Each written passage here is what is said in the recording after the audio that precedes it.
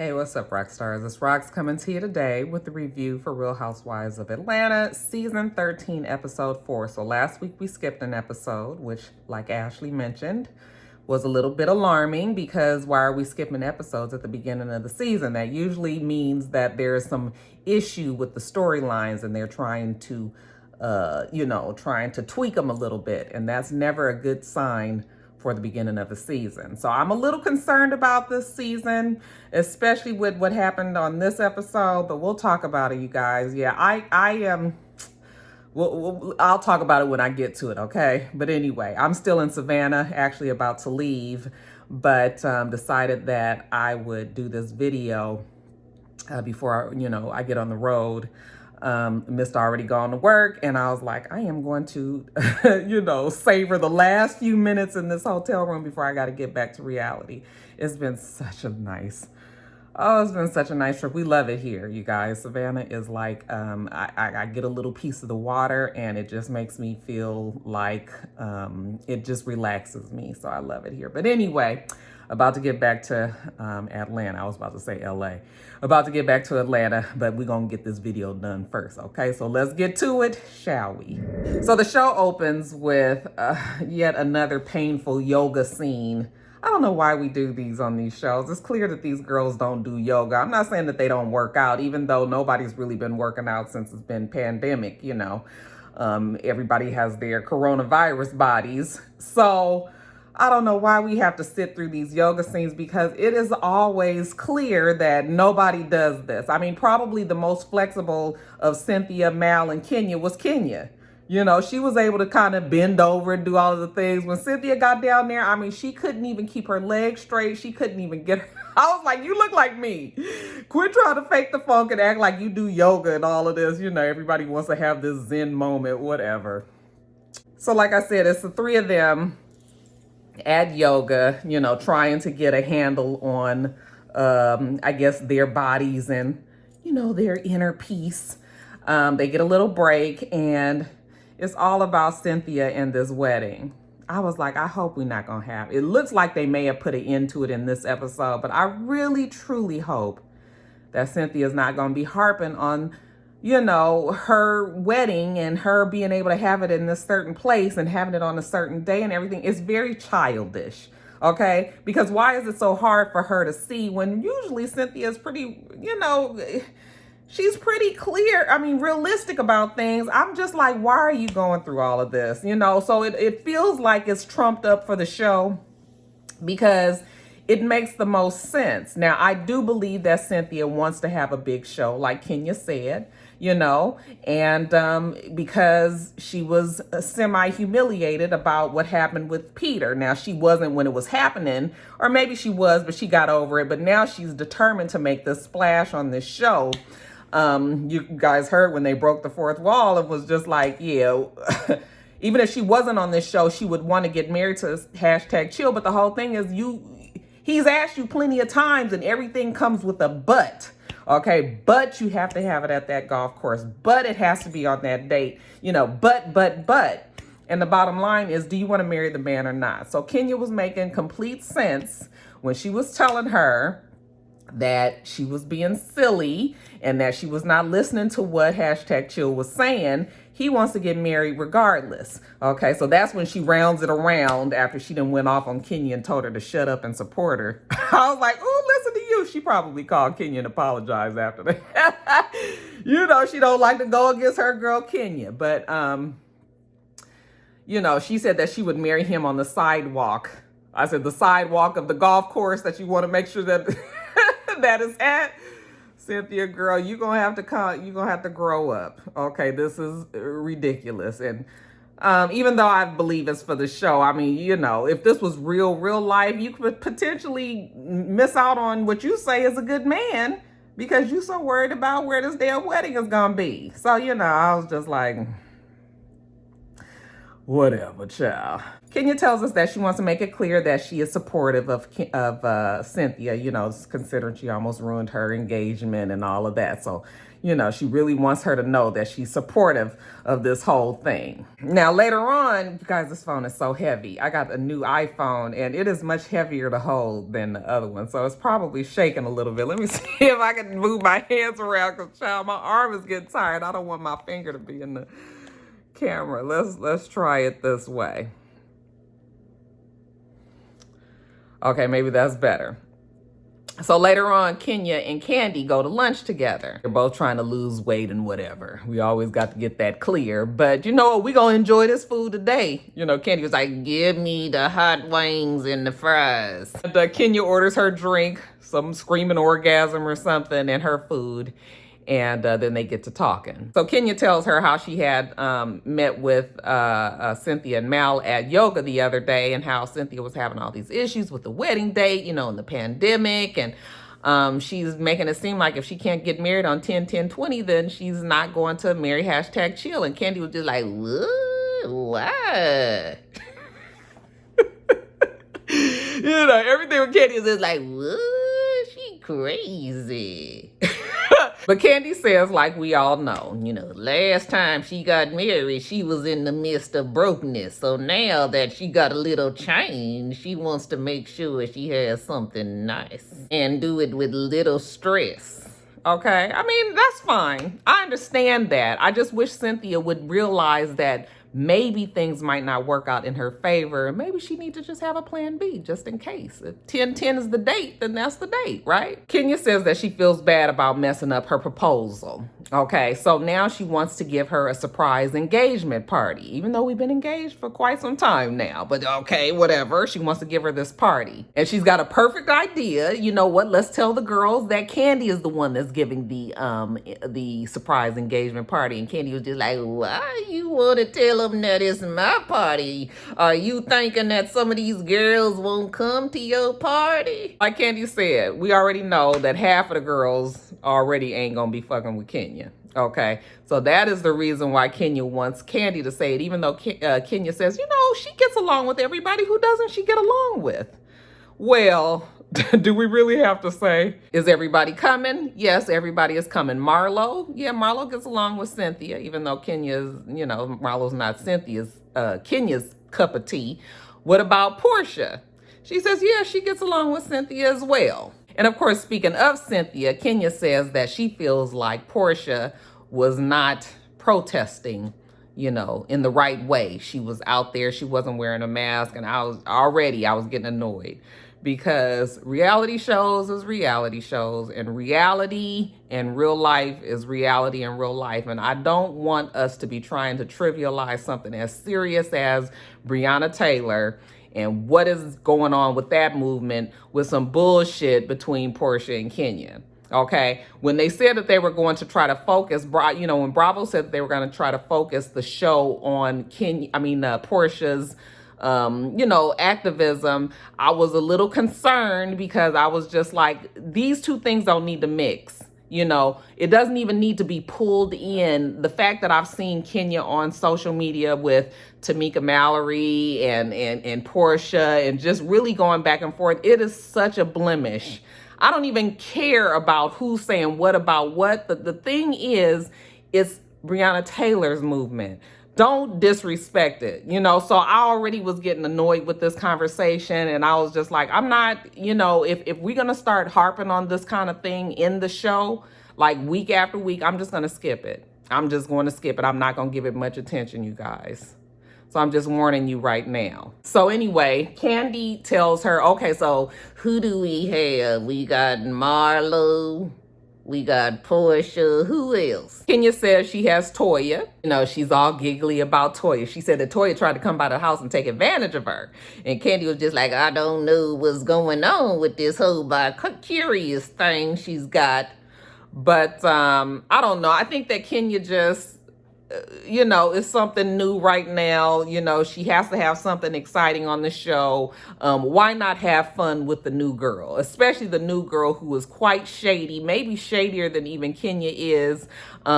She loves all of that. So I think that's more the reason why Kenya's so excited about Toya. But they'll play up the whole bi-curious thing because, Bravo and Real Housewives, they love all that anyway. All right, you guys, changed hands again. Now let's jump over to Drew. Now we see Drew and her husband, Ralph, and they're talking to the mother, and they're just trying to make sure that somebody is taking care of the kids because they're about to meet with the counselor, Love. Haven't we seen Love before? I know I've heard that name. Oh, was she on Potomac? I think she was. Anyway. Mama said she with Deborah, Dolores, or somebody, the kids. Okay, they're gonna be just fine. But Mama is telling them how they need to make sure they sit down with the counselor and they put it down on the table and they discuss and this and that and the other. I know the mother probably means well. I would love to have my mother in my home, helping me with things. But the reality is you cannot always involve your mother in your marriage. You just can't. No matter how well, meaning that they are, part of being married is growing up and being on your own and trying to figure it out as a couple together. So when you start involving your mother, somebody especially as strong-willed as her mother, and then you mix that strong-willed mother with this fool of a husband that she got who is super type A, super strong, super I'm the boss, I'm the man, let me take charge kind of person, it's never going to mix. And so Drew is always going to be the one that's trying to calm the waters between the two of them. It's always going to create some sort of dissension with her and her husband. And they're not really going to get anywhere, So it's time for Mama to maybe get it on back to wherever she came from. Is that harsh? Is that mean for me to say? I just kind of see that the mom, even though that husband, I don't like him. It is so hard to talk about him because I don't like him. I don't like him, you guys. But whatever. Love gets there, gives them air hugs, And then we're going to sit down outside on the patio and we're going to talk. And so Love is asking them, she asked Drew first, what are 3 things that she would love to have from her husband, Ralph? She says transparency. She says she would like to have genuine love for her 9-year-old son from Ralph. And then she says, peace, less anger. And of course, my ear immediately goes to the second request, which was genuine love for her 9-year-old son. I don't really know how he treats her 9-year-old son. Evidently, the 9-year-old son is not his. They got together when the little boy was 3 years old. And she says that he's very much tough love on the little boy and treats them differently than he does his own biological kids. And I guess it happens, you guys. I'm not naive to know that sometimes men will treat children differently. But it's so much to unpack with that Ralph. It's just so much to unpack with him.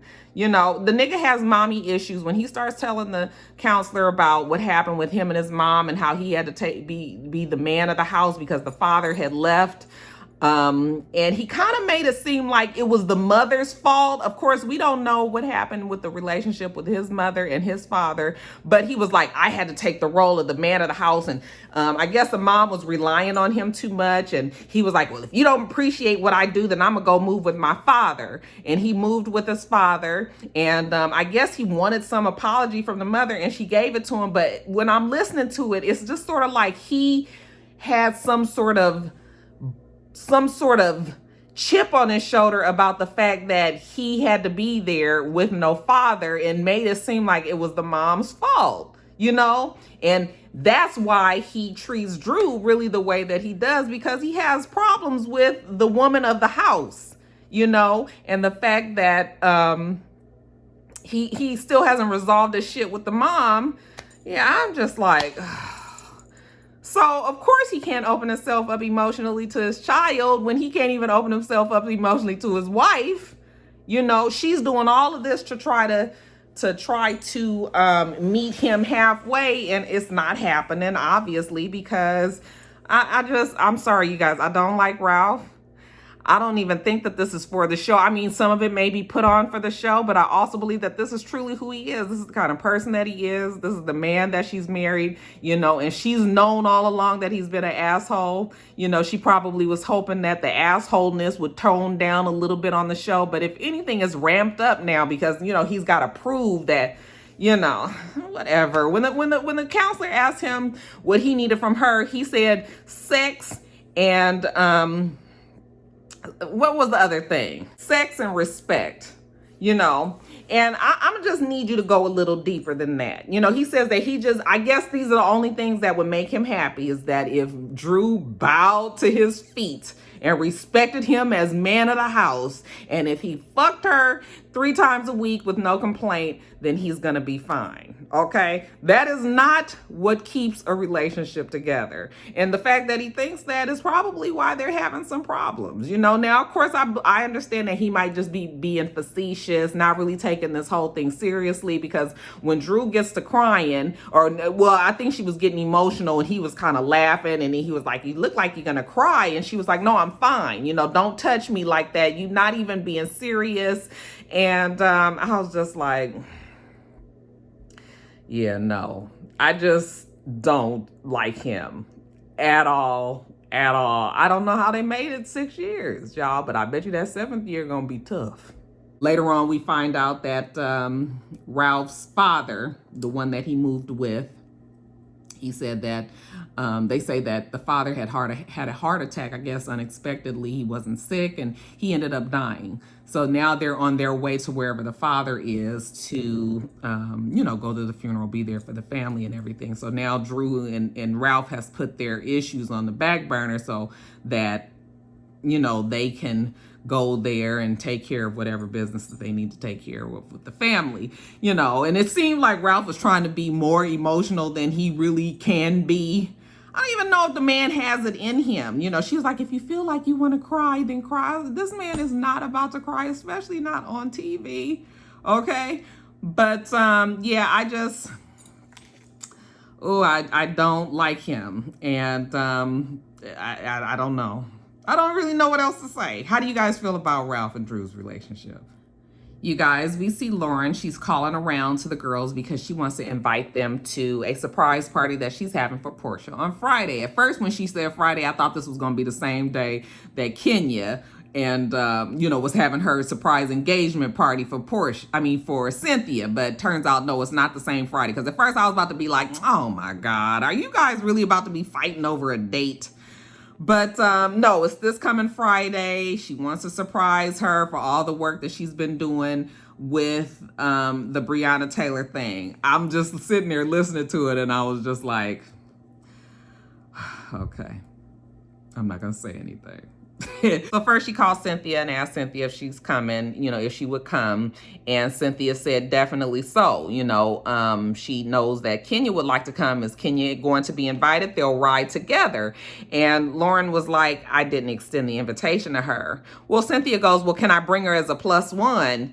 And it's just like, why you can't read between the lines? So this is what I'm starting to be like, okay, here we go with creative drama. You know, this show is good for it. I've been watching this show for years, 13 years now. We've been watching this show for 13 seasons. So we can kind of point out and figure out when somebody is leading us to some sort of created drama so that we can get, you know, we can get amped up and get behind whoever we gonna get behind. You know, Porsha and Kenya bring a lot of, you know, their relationship or their friendship or whatever it is that they have brings a lot of drama with it. So I'm listening to this and I'm like, already they're trying to start something with the two of these. So when she says she's going to bring Kenya as her +1, then Lauren says, fine. Okay. She calls Candy, and Candy just so happened to be sitting there having lunch with Marlo and Toya. And she says, okay, she's having this surprise party for for Porsha, and she wants Candy to come. You know, Marlo in the background. Am I able to come too? Who is that, Marlo? My raspy voice sister? Of course, girl. Of course you're able to come. Okay. Candy was just like, well, what about my friend Toya? You know, and she says, oh, I'm sure Toya's going to be fine. I said, Lauren, you sure about that? Yeah, Toya can come. That's fine. Okay, so Candy has a +1 of Toya. Cynthia has a +1 of Kenya.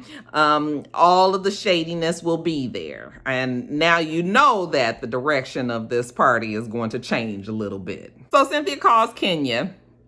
And first she tells her that she and #chill are doing better, that she apologized, practiced on a dummy before she FaceTimed with #chill to apologize about the way that she's been acting. So that's why I said maybe they finally are just going to end it so that we ain't got to look at Cynthia giving a fucking temper tantrum every week about this goddamn wedding. Okay. Cynthia tells Kenya that Lauren is having a surprise party for Porsha for all of the work that she's doing, the activism. And Kenya was just like, oh, well, let me get myself together a party for all the work that I've been doing. Again, this is all rubbing me the wrong way, right? First of all, I will have to agree. Why are we giving this party? We see the work that Porsha's doing. To me, it was like if you were going to have this celebration for her, maybe it just didn't need to happen on camera because it feels like it's pandering or it feels like it's using the situation, right? So, when Kenya was just like, oh, well, let me get a party together, Cynthia was like, no, don't do that. We're going to go. We're going to support. We're going to have a good time, and Kenya says, well, she'll come. Even though she didn't seem to want to come, she was like, I'll come and I'll stay briefly. Okay, so those were her words, right? Okay, so then on the day of the party, Tanya goes in her blacked out Rolls Royce and picks up Porsha. And they're going to be going to lunch. That's what that's what Tanya has told Porsha. So after she stops and we have a moment where she can't seem to put gas in her car. Girl, have you already put the gas in the car? Okay, let's roll. They get on their way. They end up stopping at some Sage. I forgot the name of the place. But anyway, Marlo is there. As soon as she sees Porsha, oh, hey, Porsha King. I was like, it's Porsha Luther King, Marlo. Get it straight. But, she gives her a hug and they sit down. And once they get their order together, the food that they're going to have, Tanya runs in to put in the order. And Marlo says, so how are you and Dennis? And Porsha was just like, okay, well, we not together. Marlo was just like, oh, okay, I see. So you're not together, like, just for now. And she said, no, not just for now. We not together. They have decided that they just gonna co-parent. We gonna keep the focus on the baby. So if he can do it, I can do it. We can co-parent together, and that's it. Marlo was just like, whatever. Okay, now Porsha does say the good thing about it is that the super has now taken to giving her co-parenting gifts. The Chanel bags show up every day. Child, I think the super just wants to be with Porsha when he want to, have a little good time, and then, he want to go on and do his other shit. But then here we go with even more creative drama. So Cynthia calls Kenya, and before Cynthia can even say anything, Kenya's just like, oh, she all of a sudden she's excited about the party. Let's go on and celebrate this event, and the good things that's been happening behind it. She even has a doll for Porsha's daughter. It was for her birthday, but she didn't get to make it to the party, so she still has this gift, and she's gonna bring that. And then Cynthia goes, well, that was really nice, but Lauren called me and told me that she didn't really want you to come because she wasn't sure, how it would mix with Porsha. And Kenya was just like, what? Okay, now, the whole thing is, Kenya didn't even want to go to the party to begin with. She made fun of the party, right?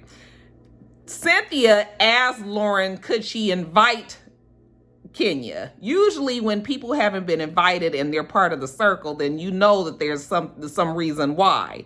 So Kenya didn't really want to come. Cynthia kind of forced this whole invitation. It's a surprise party for Porsha. So Porsha doesn't even know about this party, and yet Kenya gets mad at Porsha. She doesn't even feel like this is a real party anyway. It feels very self-serving, which it does have a little bit of that feel. But what I'm saying is Kenya didn't care to go in the first place. She made fun of it. Okay, now she was just like asking producers, did you guys know about it? They're like, no, we didn't know about this one. I was like, bullshit. But she says that somebody gonna pay for her hair and her makeup. That's all she knows. I said, oh, you pay for makeup now? Shit. No, these people makeup been fucked up this whole damn season, even though it's episode 4. So anyway, she's mad about it. She calls Candy, and she was just like, well, Candy, I'm gonna need you to tell the girls about the party next week because I'm not gonna be there. And Candy was just like, what? Oh, because Lauren doesn't think that I should come, she thinks that it's gonna be a problem, and again, she goes on, it's fake, it's phony, it's self-serving, and Candy was just like, well, you probably shouldn't have come to the party if you was feeling like that anyway. Thank you, Candy, for the voice of reason. That's what we saying. What you so mad for? You wasn't even feeling it to begin with. But see, this is what I mean when I tell you that they be leading you on these shows. Come on, you guys. I need you to stick with me on this one.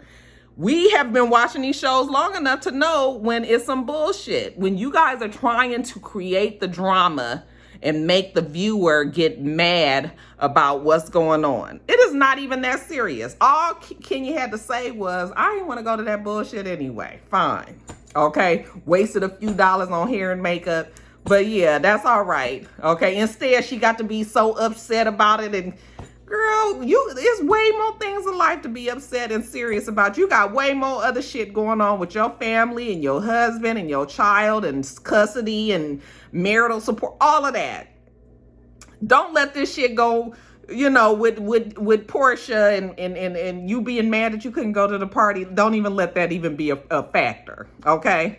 So she tells Candy that she's gonna send the doll that she had got for little PJ with Cynthia. And as far as the party, we see Lauren getting everything together at the house. She's taking pictures. I'm not sure what the pictures were of. Was it victims of violence? It could have been that. She had a wall up and with the pictures on it, and she had the food, and she had, it's set up real nice. And the idea, I guess, was for Tanya to bring Porsha to the house. So Marlo leaves their lunch early, and she heads over towards the house. We see Cynthia get there. She tells Lauren that she was glad to be there, and that, Kenya was pretty upset that she wasn't able to come. And Lauren was like, is she mad at me? I said, no, girl, she mad at Porsha. She gonna take this and she gonna figure out a way to be mad at Porsha. But Lauren was like, I just couldn't chance it, for her to fuck up this night. Candy shows, in her fight the power, I rock rough and tough with my Afro puffs. When she sits down with Cynthia and she tells her about Kenya, Candy was just like, well, when I talked to her, it probably was for the best. Okay, because like Candy said, Kenya can't always play nice. She can sometimes, and when she does, it's super surprising. Okay. But for the most part, especially when it comes to something like Porsha, and especially when she's feeling the way that she was already, she was not going to get up there and probably be the nicest person. So it probably was best that she wasn't even there. But anyway, I guess Candy brought Toya. So Toya's there. Fallon, Porsha's friend Fallon comes. Porsha's friend Joy comes. We'll remember these faces because usually when they introduce new girls like this, it's because they're trying to get on the show. And Fallon at least looks like she could definitely be a housewife because of her stance in the Atlanta elites. Speaking of her stance as an elite in Atlanta, Toya says to her that she looked like she dates older rich men. And I was just like, she asked her how old was he, and she said he's 58. And I guess Fallon, I think she said she was 33. And that, Toya was like, yeah, you look like the type. And I was just like, I guess maybe Fallon does look like the type, but still, you really gonna say it? She is a mess, child. A mess. Anyways, as the girls are there and it starts to get dark, and I was like, where the fuck is Porsha and Tanya? Marlo gets there, and I guess they're waiting for them to pull up. They finally do. Porsha's just like, what is this? What is that? The girls are all standing out there in the front, surprising her. And she gets out the car and she's just like, oh my God, what are y'all celebrating? You guys didn't have to celebrate me.